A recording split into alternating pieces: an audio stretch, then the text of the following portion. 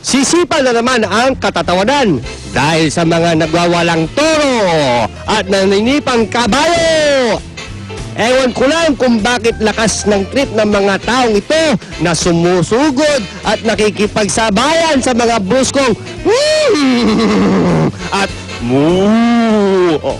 Para lang naman ipakitang mas magaling sila rito. Excuse me, huwag niyo sila guguluhin dahil iba magalit ang may mga sungay. Ang cute-cute naman ng baka.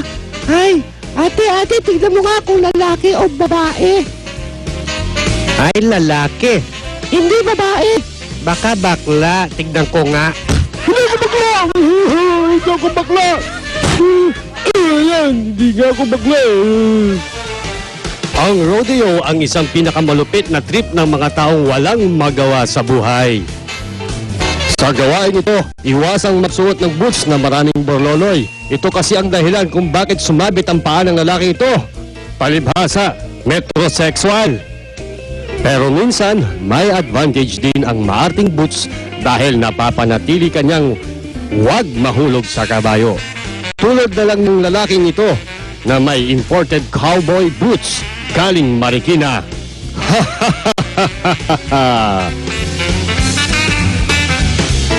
Ito naman ang pinakamalalang rodeo na galing Mexico. Paano kasi itinali ang kanyang mga paa at nilagyan pa ng isang pakete ng sigarilyo sa bunganga para di makagat ang dila nito. Matapos ang ilang segundo, ang lalaking ito'y nahimatay dahil sa pagkauntog-untog sa malakas na toro. Ay, kawawa naman. Sa tuwing manonood ka ng nagwawalang toro sa ring, huwag mag-order ng napakaraming pagkain. Baka kasi mainggit ang toro at sa'yo pa lumapit. Tila yata gusto niya ng kape. Kita niyo, oh. Ayan, oh. Sisibuhos na ang mga kape. Ay, nako. Nauhaw yata ang torong ito. Pambihira ang video na ito. Dahil nang malaman ng torong ito na hindi siya makakalabas, pilit siyang gagawa ng paraan. Dahil ayaw niyang pumayag na hindi siya makaalis.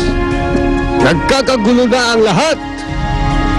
Dahil sa naghohorementadong toro, nahulog din ang mga nanonood.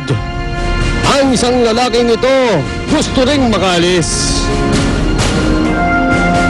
Kaya ang ginawa niya, eto, tatalon. Talagang matigas ang ulo ng mga tao. Kahit alam nilang may katabaan ang kanilang katawan, pilit pa rin nilang subukan ang extreme sports na ito. Hindi nga lang sa totoong toro. Kahit sa mekanikong toro na gawa ng tao'y nakakadisgrasya din. Mag-ingat sana tayo.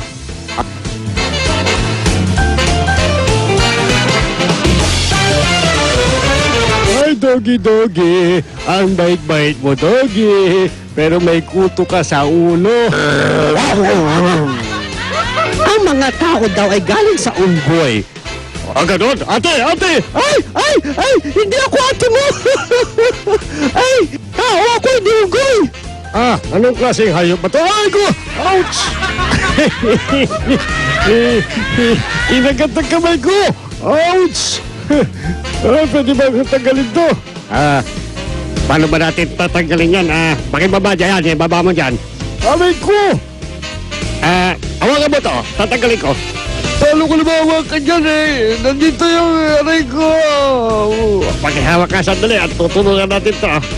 Nako. Nako, di ka niya, Fred. Nako, kawawa ka naman. Ayan! Oh. Ay, nako. Ayoko na dyan sa hayop na yan. Oy, baboy, kumain ka na. Anong baboy? Hindi ako patay gutom. Anong sinasabi hindi ka patay gutom? Ito ka, pinapakain ka na. Mahilig ka kumain. Eh, bakit kasi yun ang pinapakain mo sa akin? Kasi baboy ka. Insulto mo ako? Huwag mo kagatin, baboy. Huwag mo akong babuyin! Baboy ka. Baboy mo ako! Tignan mo, talagang baboy ka. Pati itong bungko, inaamoy mo. Oy! Oy, Papa! Oy, Papa, mahal kita, Papa. Hindi ako papa mo. Sige na, Papa. Oh, isang kiss lang naman, Hindi oh. tayo bagay. Lalaki ako, tao ko, hayop ka. Sige na, matagal kang gusto, Papa. Ay, naku, tantanan mo ko. Sige na, oh. Ang biola-biola mo. Ang hot-hot mo pa. Ay, naku! Ay, ang chichik ng masong to. Kuchi, kuchi, kuchi. Mama Dog, I want some milk. I want some milk. Ano ka ba? Hindi dede yan, hindi dede. Ay, naku. Magiging kapuso, remember, there is wisdom in every failure. Kaya naman, be proud kapag ikaw ay nadapa, ang isigaw mo, yes, nadapa ko. At kung ikaw naman ay sumemplang, itawa mo lang at sabing, sumemplang ako, hindi nyo kaya yun.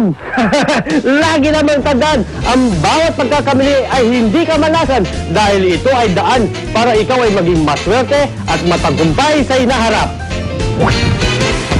Abangan sa susunod na episode.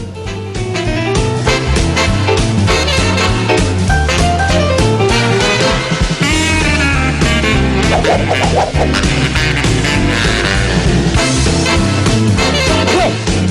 Nadapa ako! Diba? Kaya naman, be proud kapag ikaw ay nadapa. It hurts already. It hurts.